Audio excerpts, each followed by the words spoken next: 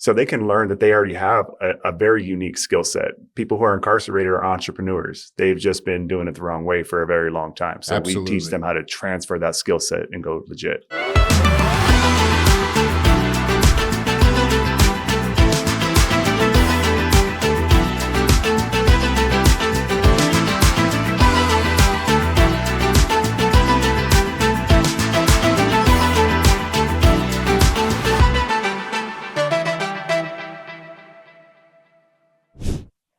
Welcome, my friends. This is going to be so exciting. This is the Utah Business Spotlight. I am your host, Peter Anthony, and today we are so blessed. This is going to be a crazy wild ride. I need you to like, I need you to share, I need you to subscribe, and I need you to pay attention.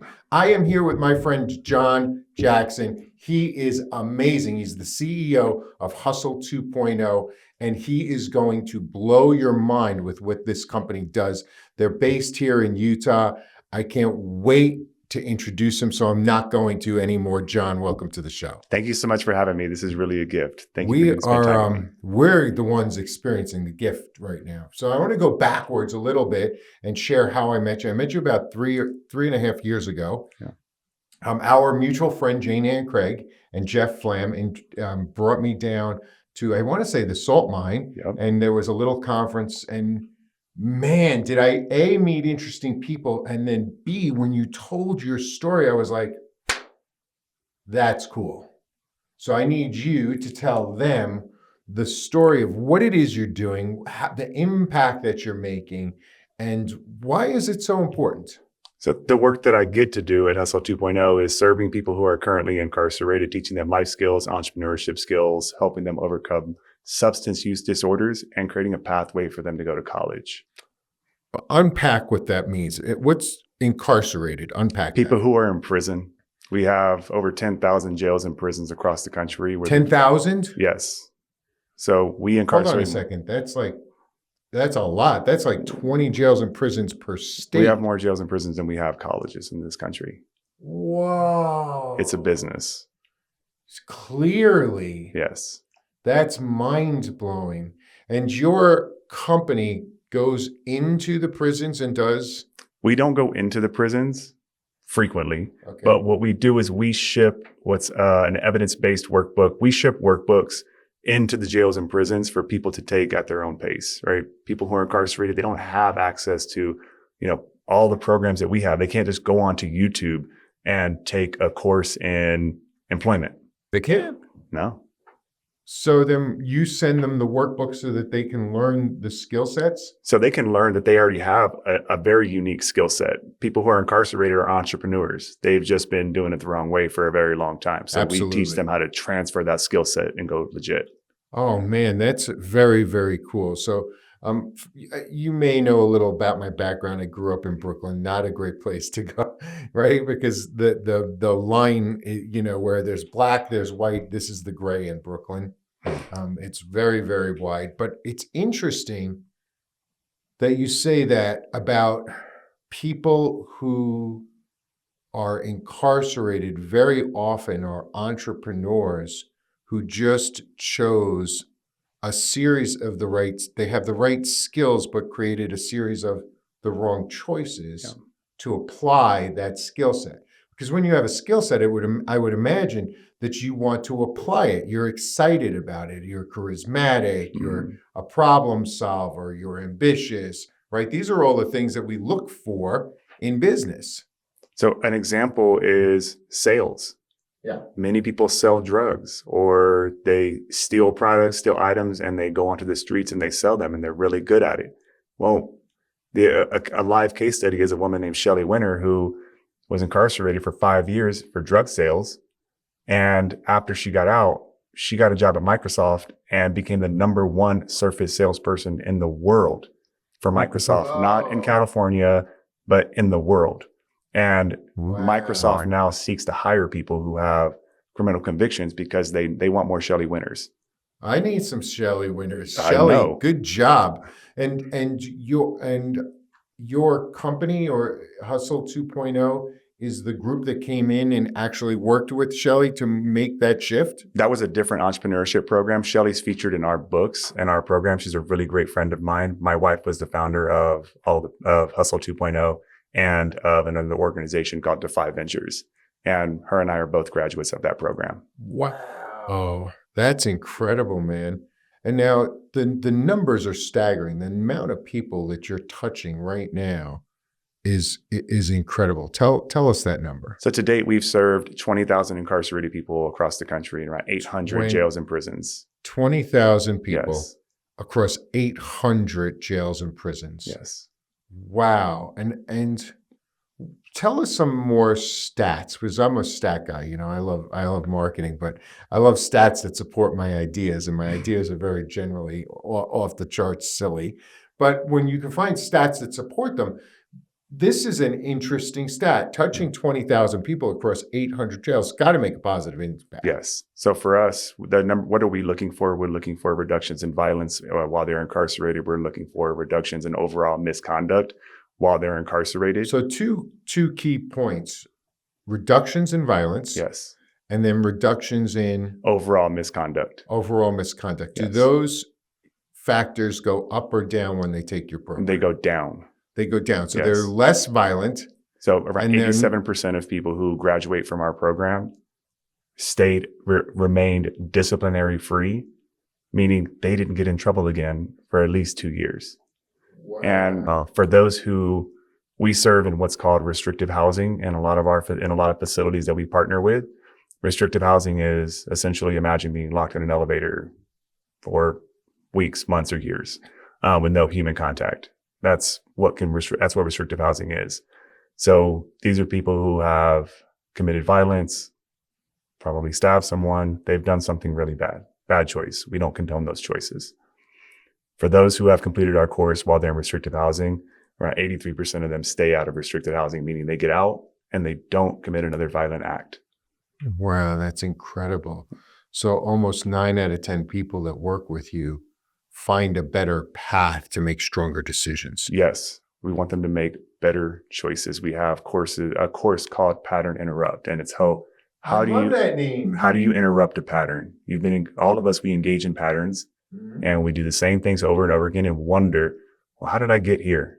Well, how about we reverse engineer the consequence? Start with the consequence. Let's reverse engineer it and find out where we can interrupt that pattern.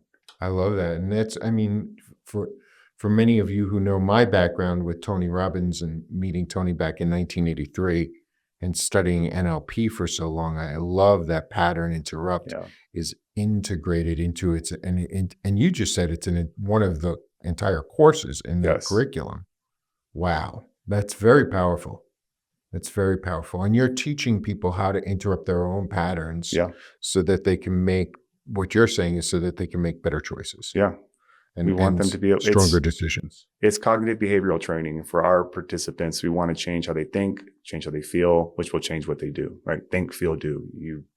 You're a big Tony Robbins guy. You know, the power of your thoughts, the power, like if you think that you are a victim, you are going to feel like a victim and you are going to act like a victim. And you'll respond as a victim responds. Yes. Because you're in that moment, you're embodying the actions of victimhood. Mm-hmm. Yeah, it's terrible. But inversely, if you believe you're the hero, or you believe you're the achiever, or you believe you're the problem solver, you will take on those attributes and act as if. Yes. Yeah, so it's very, very powerful. I love that. That's why your success rate is off the charts. Then 20,000 people. I know you now. Are you just here in Utah? No, we're in 47 states. So Utah. 47? Yes, we serve across 47 different states. Wow. And what if I wanted to advocate for somebody, because as crazy as it sounds, the stats are staggering, right? 10,000 jails and prisons across the country. We have more jails and prisons than colleges. You just shared that with us. So most people know somebody who's been incarcerated or is currently incarcerated. If I knew somebody that I wanted to help, could your group reach out to that person to help them? Yes, you can reach out. You can go directly to our website and you can order the workbooks for them. Or if you just want to make a difference, shockingly, there are states in this country that do not believe in rehabilitation as strongly as some others. Really? Um, I'm going to call out those naughty states. I'm not going to make you do it, but I'm going to find out. I will post it. You naughty. That's not cool. but That's really Utah, for example, we get to partner with Utah. They use their budget because they believe this is a worthwhile investment, and Sure. they provide it to their population at their cost. And they're also reaping the benefits of using the program. But that's not the case in every state. What's the cost?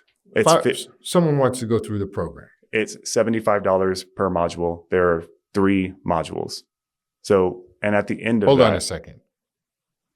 There's $75 per module, yes, 3 modules. That's it? that's it. So it's $225. That's it. And there are states that won't pay for it. There are states that will not pay for it. Shame on you. That's terrible. They're just not ready yet. They're not ready yet. Yeah, that's all I'm that is. Italian. They're going to be Yeah, ready. or they don't know about us, Right. but they know. They know. And so here's the interesting thing. What if I were a company and I wanted to sponsor some of these modules? Could I do that? Yes, you could. You could 100% do that. If you have the ability to give, we have a fiscal sponsor, which allows you to make a tax deductible contribution to sponsor someone in, say, Alabama, where we're not in. There is a pattern of states that we don't serve in. And if That's you reach out okay. to me, I I mean, can like make you that said, possible. they're getting there slowly. Yes. And as the results build, and as you can see, the fruit of the endeavor starts to really blossom and bloom, and that's the testimony. Yes. And eventually, everybody has to adopt a successful program. Yeah. So I love what you're doing. Let's go backwards a little bit into, because I'm really interested. I'd love to find corporate sponsors, and they could be small sponsors. If I sponsor a program, $225, what's the WIFM? What's in it for me, the company? Do I get a tax deduction? You do get a tax deduction. What I would add on top of that of what's in it for you is there is an untapped talent pool of people who are incarcerated.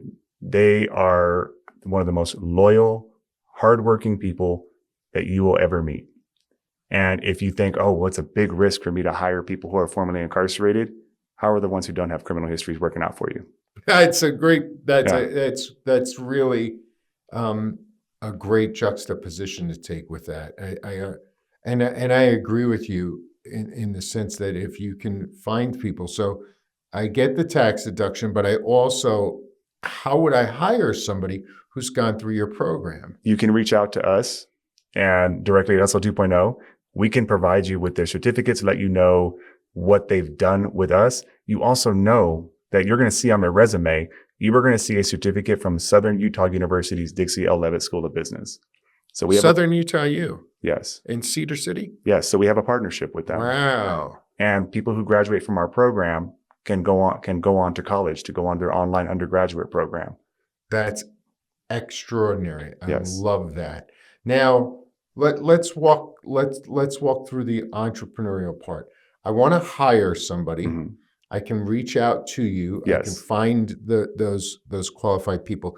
Do you walk them through anything like a Myers-Briggs or the Personality DISC assessments? Do they have how are you matching personalities? So we're not really matching personalities, but what we are helping them do throughout the course, they're going to complete over 2,000 pages of curriculum. And these courses are going to range from everything to your Wow. learning style, to employment, how to be employer centered, how to build your resume, coping skills. Personality tests are great. And a lot of the things that we teach people in school are great. But what we don't teach them are communication skills, empathy, how many of you have, imagine your company and every person on your team took a course on how to give a meaningful apology. So that when they, So it's such a little thing, but you don't think that through. A Yeah. meaningful apology. I wanted my kids to go through that course. Right? It's like that's it, because we don't learn that skill set. no, we learned that, oh, they're talking to your customer. Your customers, they're not always right, but if I call you with a complaint and you're like, oh, well, sorry about that, but I was busy yesterday. What? Yeah. No, that is not an apology. That is an excuse. Interesting. So I hear an underlying theme with what you're sharing as the CEO. You are not an advocate of excuses. No, You're an advocate of taking responsibility. radical ownership. Radical ownership. I love that. Radical ownership. Remember that word, radical ownership. And you're challenging this group to take radical ownership of their future destiny by learning new skill sets that they get to apply in a more ambitious and prosperous way that integrates instead of separates. Yes. One of our main courses is called Your 2.0 Story. And for our population, it's a pitch, essentially. It's their personal elevator pitch, whatever you want to call it. But what we're doing with them, there's a formula for this. Who I used to be, radical ownership, what I learned during my incarceration and how I can add value to you as an employee. And there should be no excuses in there. It's, hey, here's who I used to be. Here's radical ownership of my choices, and what you should never hear in there. While one of our graduates is sharing this story, I was in the wrong place at the wrong time. I have the wrong friends. No, those things may be contributing factors, but they are not why you made that choice. You take ownership of that and you own it and you move forward. It was interesting on that. Last night we had a bunch of friends come in from out of state, and we were at my home and we were talking about that actual specific subject, because when you don't take ownership of the choice, of the results of the choices that you have made, it's not just the choice, but of the results of the choices. I made this choice.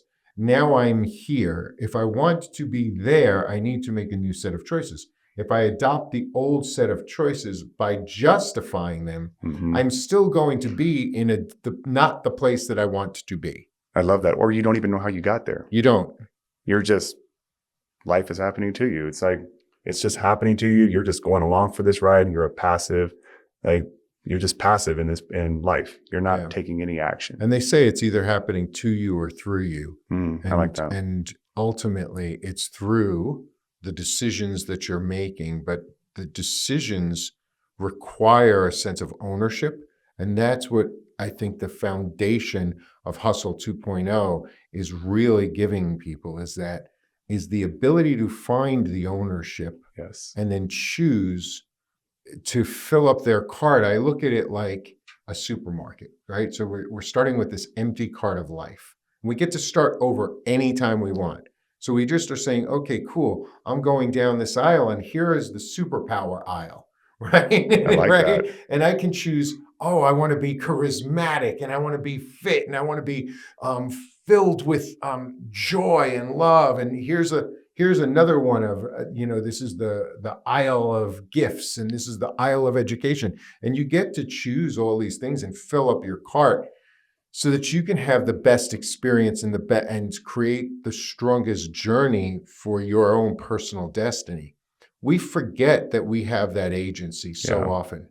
We grow up and we embody a series of happenings, that things happen to us when we're 11 and 12 years old or below. I didn't choose to have my mom be on welfare. I didn't choose to be given up for adoption. I didn't choose to be a 10-year-old who had no food, right? I didn't choose those things. But when I became 16 years old, I started making choices. And if I adopted the idealism of the environment of which I didn't choose, if I adopted that idealism, then I might make a series of wrong choices and justify those choices. And I think you come in and you say, no. We can start over. Let's start with new choices. And let me ask you a question. This is interesting to me. I know it'll take a couple more minutes, and I apologize. I'm really grateful for your time. But as you're going through that, one of the things, and I've worked in prisons, I've worked in transitional programs when people come out of prison, how they interview, things of this nature. We've done this many times. How how do you feel about helping people learn to forgive themselves? Because I find that to be part of the journey. I made a mistake, right? Now, society hasn't forgiven me, they've punished me, Yeah. right? Or I haven't, in many cases, I told you I grew up in Brooklyn. Many of the people who made mistakes never wound up incarcerated for Yeah. those mistakes, right? But they're crimes nonetheless. And and the guilt of that understanding follows them. It weighs on them. How have you addressed that in your course? We have a full course on forgiveness. So you're speaking Love you, man. you are That's so speaking cool. you are speaking my love language. Forgiveness. One of the first courses that we have is on forgiveness, on forgiving yourself for the bad choices, and a shift in language that we use is mistake versus bad choices. Right? I robbed somebody. That's not a mistake. That's a bad choice. So it starts with the language that we use with our incarcerated population, and that's part of the radical ownership. So you shift from the former use of the word mistake to the current use of that was a bad choice. That was a bad choice, which is me. It's like, I made a bad choice. I didn't make a mistake. If I walk by you and bump into you, like, mistake. If I walk up to you and rob you, I didn't do that on accident. Yeah. Right? I didn't accidentally pull out a gun. And none of those things happened by accident. And starting with for us, a lot of it starts with ownership. Once they can take ownership of the bad choices that they have made, not giving power to any other circumstances other than their choices. Now we can start to address forgiveness. Like, how does it feel? So I'll tap into some of the course, which is like, would you let anybody else walk up to you and talk to you the way that you talk to yourself? Yeah, and the self-talk is the most disempowering component of our lives, because it happens 86% of our waking time is self-talk. Yeah. And less than 1 or 2% of our waking time is integrative talk. So we're always, and self-talk is really,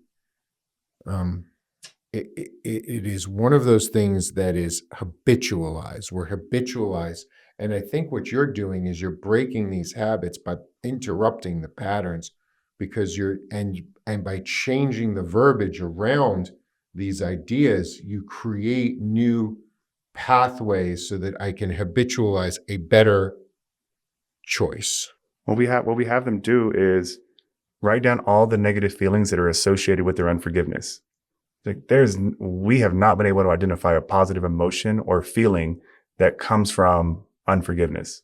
Yeah. It leads to shame. And what we do is we'll map it out for them. That unforgiveness leads to shame. That shame leads to secrecy. That secrecy leads to you engaging in more bad choices. So positive words of affirmation every single day. And we got this from Brene Brown, but write down all those negative things that you say to yourself, drag them out into the light, because they look really gross on paper. Yeah, it's literally heartbreaking. If you're a parent and you're watching what your child is writing, you are paralyzed emotionally, because you're like, how did that happen? Yeah.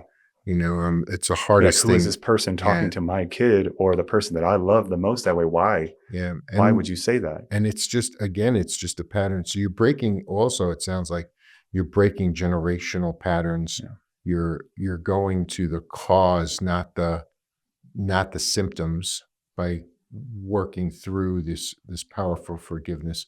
I want to hit one last thing, and then I said that the last thing, but this is one last thing that probably might not be the last thing, but we'll get you on to talk more. I could talk about this for days. Share with me one of my biggest frustrations, and we just had some people who are heavy into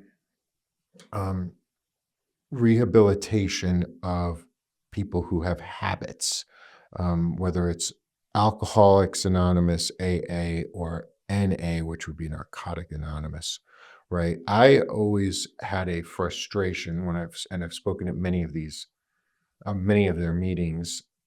I, I've always had a frustration when you stand up and you say, "I am an alcoholic." No, And I'm powerless. hold on a second. You you know that I always thought that the foundational idea, I understand the acceptance of the journey Mhm. and the choices that you made within that journey must be there. But when you declare that you are something, then you are that thing forever. And you will engage in the behaviors that that thing Forever. does. Like, Yeah. I'm an alcoholic, and we do this exercise in prison with our population. What are some of the negative labels that you accepted? Not that people gave you. Right. I can call you an alcoholic. It's your choice to accept it. Yeah. So then write down all of the behaviors that an alcoholic engages in, and they'll shout them out: fighting, anger, stealing, lying. Then why would you want to be that thing? Yeah. And why would you want to engage in those behaviors? Like, no, I'm not an alcoholic. Right. I'm not a drug addict. I'm not a felon. No, Yeah. I am not those things. I am what I get. I am whatever I choose to be, and that goes back full circle to, I happen to be Christian. I love being Christian. I respect everybody's religious choices, but for me, Christianity moves me because of the power. And we talked about a couple of words: the power of redemption. Yes. Right? When I ask God to forgive me, and God asks me to forgive myself, and then it's done. And that's the rebirth. And that happens through atonement. And what's interesting is you're walking people through this opportunity to be reborn. And I think it's the most powerful thing any human being can take on as an endeavor to their fellow human beings. It's what you do, John, is amazing. And Thank you. you're blessing not only our community here in Utah, but the country and these 20,000 families. They're not just 20,000 individuals, No. they're 20,000 families, and the greater family, the brothers, the sisters, the mothers, the fathers, the husbands, the wives, the cousins, the uncles. You're blessing all of them by helping people make these newer choices and walk a more powerful direction. I'm really proud of you, man. Thank you. And I'm ridiculously grateful and honored that you took some time. And it's been a long time coming. I keep circling with you and saying, "Oh man, I want to work with you." So what's your goal as the CEO this year? You've touched 20,000. What's 2026's goal? Our goal this year is not big and exciting. It's stabilize our systems. That's it. That's it. Really How simple. can this audience help you do that? The way you can help us do that is if you know a sheriff, if you know a correctional official in your state, in your county, send them our website, connect me to them, john@hustle20.com, john@hustle20.com. Send an intro. Hey, I want this in my jail, or I want this in my state. That's how you can help. That's really how you can help us. Excellent. And let's get it out there. Let's get it done. Utah, start making phone calls, start sending emails, start texting people, start reaching out. Let's help Hustle 2.0 get to the next level. Let's start touching more lives so that we can reduce 10,000 to 5,000, 5,000 to 2,000. That's my goal. The less places of incarceration we have, the better society we live in. It tells us a lot about our society, is how we treat people and how we teach them to be treated. So God bless you, man. Thank you so much. It's been an honor. I could talk to you forever. This is the Utah Business Spotlight. We're here with Hustle 2.0. Go out, find them, like, share, subscribe. And if you have any criticisms, write them down, man. We're happy to correct you. This is Peter Anthony. Have a great day. Thank you, John. I like that.